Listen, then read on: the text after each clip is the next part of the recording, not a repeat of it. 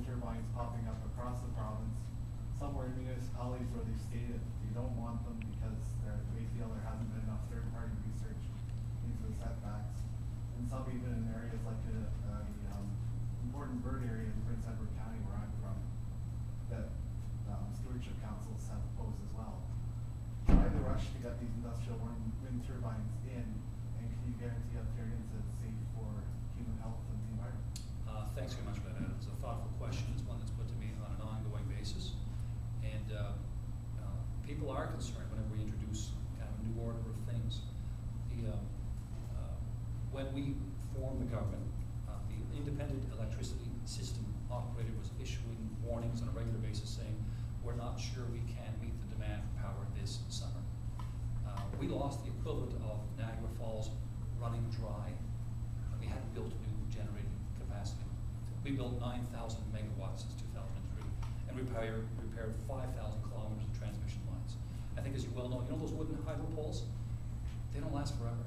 Every once in a while, somebody, some generation is going to have to fix these things, and that's what we've been doing. Now, when it comes to our choices for electricity, there's coal. We decided that we want to get out of coal for all the right reasons.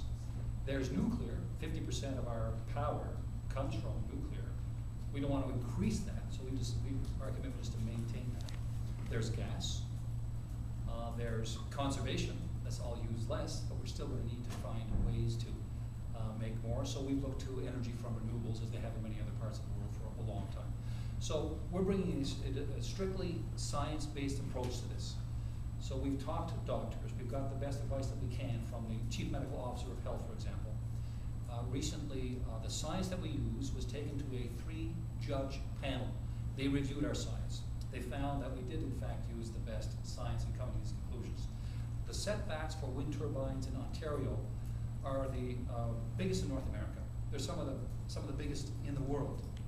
So the choice that we made, and it's not an easy one, I understand and I accept that not everybody's going to agree with us, but the lead is to make decisions. And we've decided that renewable energy is going to be an important part of our complement of energy sources going forward. And the upside to this is that there was another announcement this morning, I think, for another 300 jobs. I forget which Ontario community to build wind turbines or solar panels or bioenergy technologies and the like. And I think we owe it to our kids to say, there are new ways. I know we're losing some of the old manufacturing jobs to other parts of the world, but what are we going to say? What did we do to create new manufacturing opportunities? And I like to be able to say, we're the #1 auto manufacturer in North America. Nobody makes more cars in North America than we do here in Ontario. I'd like to be able to say at some point in time to the Americans, when they decide they got to get rid of coal. The guys that make all the cars for you, they're really good at making wind turbines, and they're really good at making solar panels. That's good jobs for our kids. Yeah? Mr. Speaker, your government is moving toward extended producer responsibility for our industry stewards will eventually be required to fund 100% of the shortfall to run municipally owned and operated recycling systems. Currently, the newspapers, including OCNA members, contribute through the in-kind advertising program, which has been critical not only to the success of the recycling system across the province, but also to the viability of many of OCNA's smaller members. Will you commit to continuing allowing newspapers to contribute to the in-kind system as extended producer responsibility gets rolled out? Yeah, that's something that we're looking at right now. I think you may be aware of that. We have a system in place today. I've heard from your folks on a fairly regular basis about your desire to maintain the position that we have in place at this time, and we're going to continue to talk about it. There's going to be no rushing through anything of any kind. I understand your desire to have you want more authority, more control. If we're going to take any kind of another step, I understand that. And maybe as a bit of an example of our sensitivity to your concerns, the HST? The HST affects 17% of consumer purchases. 83% unchanged. And one of the things that we've heard from you folks is, you got to be careful about slapping the HST on the newspapers.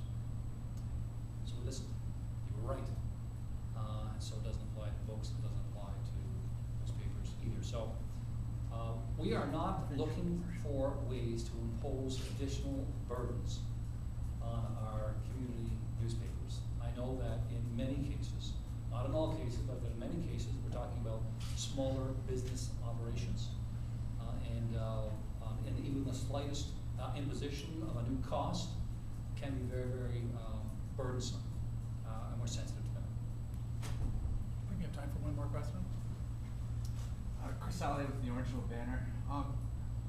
One of the municipalities in our newspaper's coverage area, the Highlands Company has applied for an aggregate license in Melanchthon for 2,316 acres.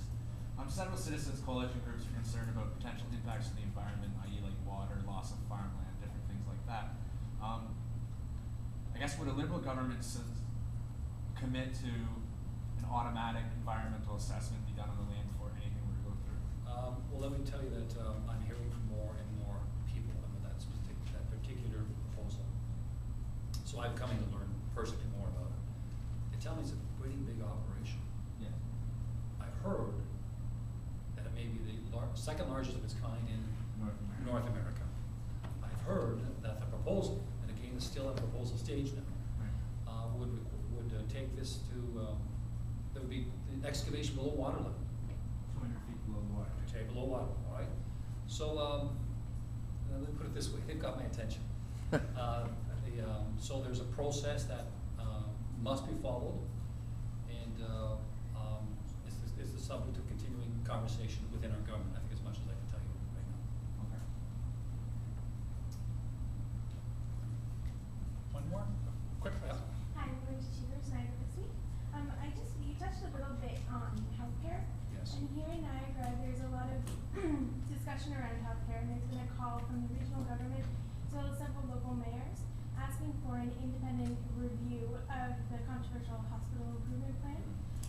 That is basically seeing the closures of emergency rooms and hospitals, and the congregation of one regional hospital. And I was just curious as to whether or not that review is going to be granted. Well, as I understand it, what we're doing here is, sorry, I forgot your first name. Melinda. Melinda, right, I saw you over at the announcement this morning. Mm-hmm. We're building a new hospital in St. Catharines, Mm-hmm. and there are going to be a number of other hospitals that will also continue to play an important role around the region. There's a local health integration network. There are people who sit on that organization representing the community, take a look at the best way to deploy our healthcare resources. We look to them for advice. Having said that, you may know that the minister is in fact actively involved now in talking to representatives of the community to make sure that we are getting this right. We have, I think, increased funding for healthcare by over 50%, which far exceeds the increase in inflation, for example. I know we have more doctors and more nurses. In fact, you know what I heard the other day? For the first time here, I think it's in Niagara Falls, we have doctors advertising for patients. I've only been around for 21 years, but I've never heard of doctors advertising. You're not the first community either, by the way. There are a number of communities where doctors are saying, we need patients. So we're getting there. Wait times are down, we're paying for more drugs than ever before. But we've got to make sure that as we bring these reforms into place, that people not only